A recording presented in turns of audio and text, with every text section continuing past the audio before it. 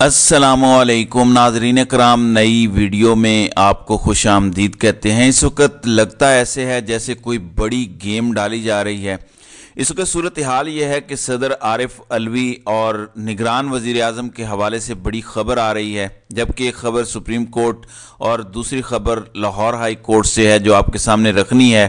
फिर 2 जर्नैलों के court martial किए गए हैं, जबकि 2 को अदालती बुलावा आ गया है, उस पर भी बात करेंगे।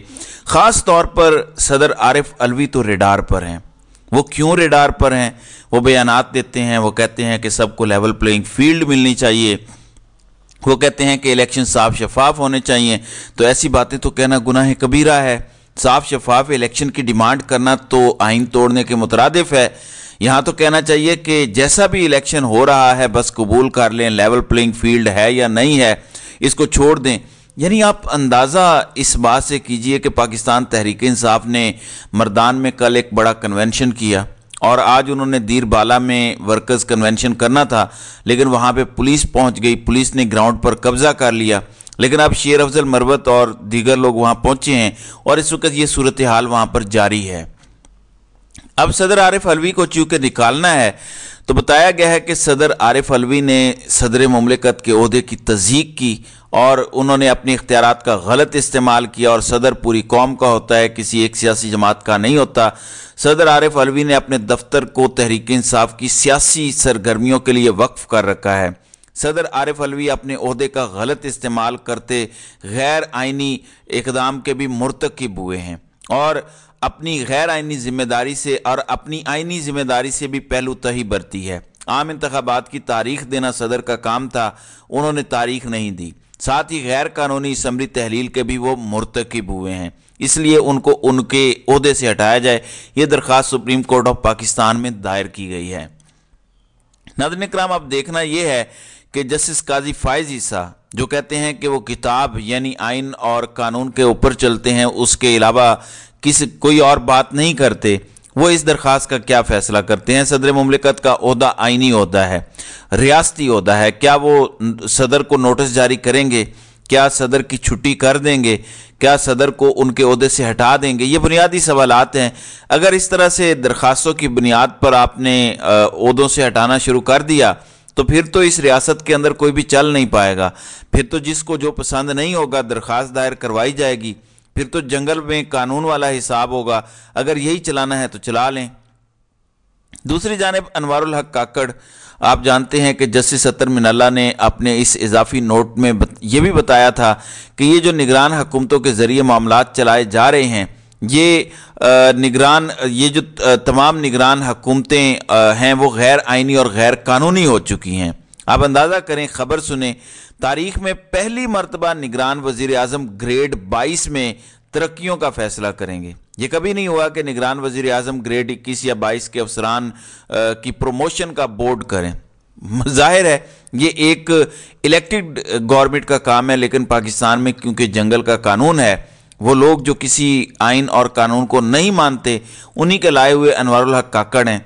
तो वो जिनकी मर्ज़ी से लाए गए हैं वो जो चाहें कानून पास करवा सकते हैं। अब अनवारुल हक काकड़ और मोहसिन नकवी जितनी भी निगरान हुकूमतें हैं, इस पर अतर मिनल्ला के नोटिस के बाद उनकी कम अज़ कम कोई कानूनी हैसियत नहीं है और कानूनी तौर पर उनको अपने ओहदों से अलग हो जाना चाहिए। अब अनवारुल हक काकड़ को भी हटाने की दरख्वास्त आ चुकी है। जैसे आरिफ अलवी से मुताल्लिक कहा गया कि उनकी छुट्टी करें, इसी तरह से कहा गया है कि अनवारुल हक काकड़ की भी छुट्टी करें। ये दरख्वास्त लाहौर हाई कोर्ट के अंदर आई है। उसमें बुनियादी एक नुक्ता है कि निगरान वज़ीर आज़म 3 माह के लिए आता है और अनवारुल हक काकड़ जो निगरान वज़ीर आज़म है 90 दिन के लिए आए और इंतखाबात नहीं करवा सके। और निगरान वज़ीर आज़म की तैनाती के नोटिफिकेशन के मुतालिक उनके ओहदे की मियाद 15 नवंबर को ख़त्म हो चुकी है।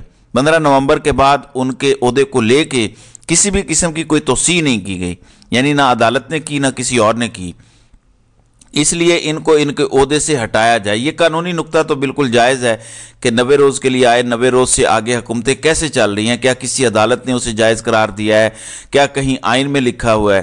तो ये एक बहुत दिलचस्प मामला है। अब मसला ये है कि सदर आरिफ अलवी की तो छुट्टी करवाने के लिए जस्टिस काजी फायज ईसा की अदालत बहुत एक्टिव और मुतहर्रिक आपको नज़र आएगी, लेकिन अनवारुल हक काकड़ की तरफ देखने की भी शायद कोई हिम्मत या जुर्रत ना करे। اس کی وجہ یہ ہے کہ انوار الحق کاکڑ کی جو سروسز ہیں وہ کن کے لیے ہیں وہ آپ کو پتہ ہے۔ انوار الحق کاکڑ کوئی ایسے ہی تو نہیں اٹھ کے آ گیا، انوار الحق کاکڑ کو کچھ خاص مقاصد کے تحت لایا گیا ہے، تو یہ ساری چیزیں بڑی امپورٹنٹ ہیں۔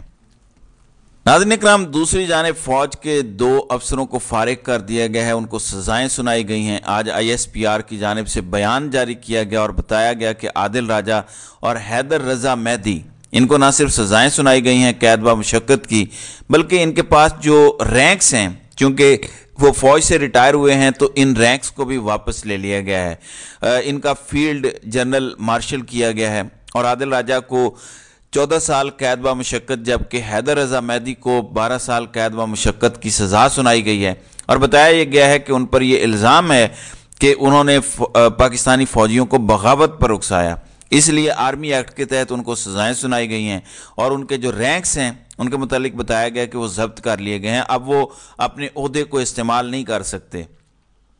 مثال کے طور پر میجر ریٹائرڈ عادل راجہ کہلاتے ہیں، اب ان احکامات کے بعد وہ میجر نہیں کہلا سکتے، اب آپ ان کو صرف عادل راجہ کہیں گے۔ کیپٹن ریٹائرڈ حیدر رضا مہدی کو بھی آپ کیپٹن کا جو رینک ہے وہ بھی ISPR کے بیان کے مطابق ان سے لے لیا گیا ہے، تو بغاوت پر اکسانے کا بنیادی طور پر یہ الزام ہے جس کی وجہ سے یہ سارا کچھ ہوا ہے۔